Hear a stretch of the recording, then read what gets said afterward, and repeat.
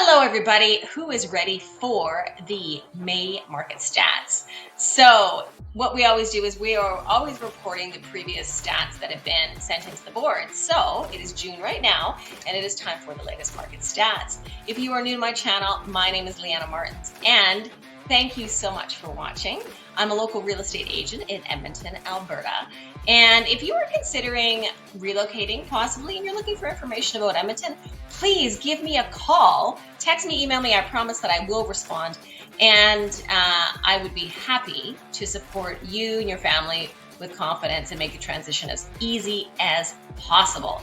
And I also produce 2 videos a week. So make sure that you subscribe now so you don't miss any more of my content, because there's always new stuff coming out. So without any further ado, let's get you guys the May market stats. All right, everybody. So what this is our Edmonton overall real estate report. So I'll just point out a few things just to make it as easy for you as possible. So this is the average selling price. So what we've got here is there's an all residential selling, and that's basically reporting on all the different segments of the market. So we have, the all residential average price right now is $395. And we've got detached, single family detached at $499. And then you've got semi-detached, which would be like a duplex, for example, at $391. And then you've got row homes, $250, and apartment style condominiums and kind of like condoized townhomes at $182.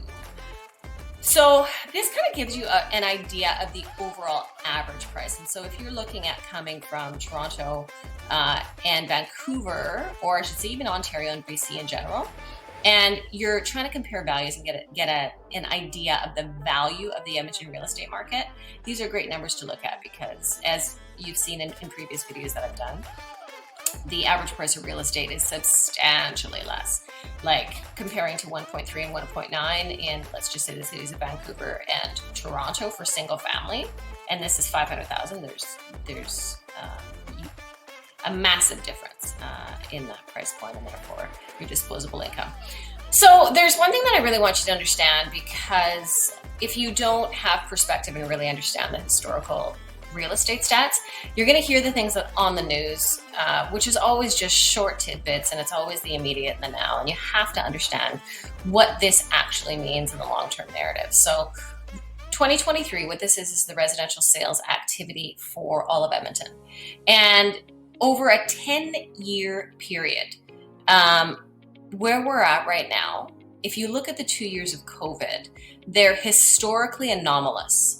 So the only reason that we saw such a massive spike was because of the pressures that COVID-19, a worldwide pandemic, put on the residential and also the commercial real estate space, and that's all over the world. So what is really important is to look at, you can't compare year over year, because if you compare anything to last year, which it makes no sense, because we're not in a worldwide pandemic anymore. We need to actually look at the previous years of kind of the normal real estate market. And so when you go back to like 2019, for example, our market is still stronger than it was in 2019, 2018, 2017, 2016, 2015, all the way back to 2014. So the kind of the overall residential sales are still quite stable and strong when you look at it from that perspective, and it's important to have.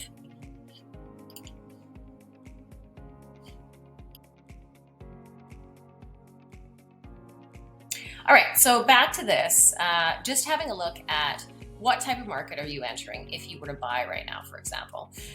You're actually entering, so what we're looking at is how much inventory do we have, and how much inventory is actually coming on the market, as opposed to what's the current consumption of that inventory. So we've got about 19%, so it's still less because these are still reporting year over year, right? So after the craziest real estate years I've ever had, right now it's 19% less this time year over year, expected. And that's in terms of inventory and listings coming on the market. There's 19% less, and we have 6% less people purchasing that inventory.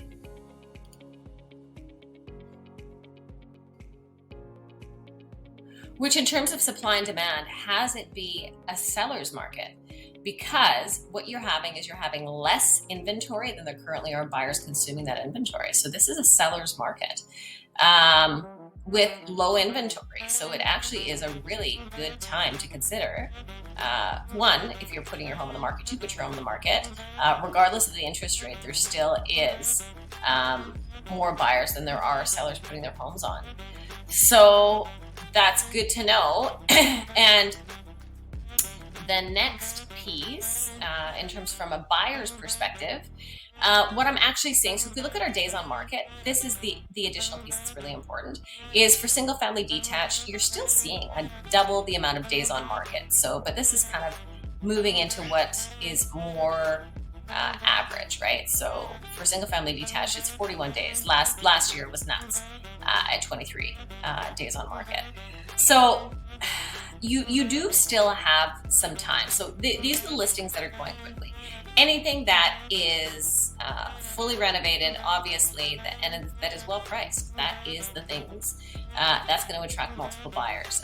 And then you can and will go into competing offers. It just depends on how many come to the table. And so here in our local market, you're not getting 20 people to the table, right? You may have been, right, 10 or more, up to 15 in the COVID times when the real estate market was going crazy, but that's not where it is right now. Even in a seller's market right now, you're still going to see maybe 3 to 5 competing offers. And that really does affect the prices, right, in terms of how high that price drives. So what I'm trying to say is not all inventory will go into competing offers. It's really just the select few that are well priced and well positioned in terms of their value, and ideally are move-in ready for the buyer. So there is differences in the new home construction, and what we're looking at is the resale market right here. So if you have any questions about what this means for you, maybe you guys are looking for a different style of inventory, what kinds of homes, is it different in different communities? The answer to that is yes, it is. So if you have any questions about anything specific about maybe certain areas, reach out. That is exactly why me and my team are here, is to help you with understanding our local real estate market and understanding what types of inventory you can get, what to expect with pricing, what to expect with value, what to expect with renovation, what to expect with lot size. Is it a good neighborhood? Is it a bad neighborhood? All the stuff. And that's exactly what we specialize in. So reach out, call, text, email me. I will always answer and be here. And thank you for watching. Again, please put your comments below. Any questions about anything that you want more information, because then that's going to help me create what it is that you need, and I can serve you best. So make sure that you subscribe so you don't miss any more market updates and all the other content that I produce. And I will see you very soon in the next video. Take care.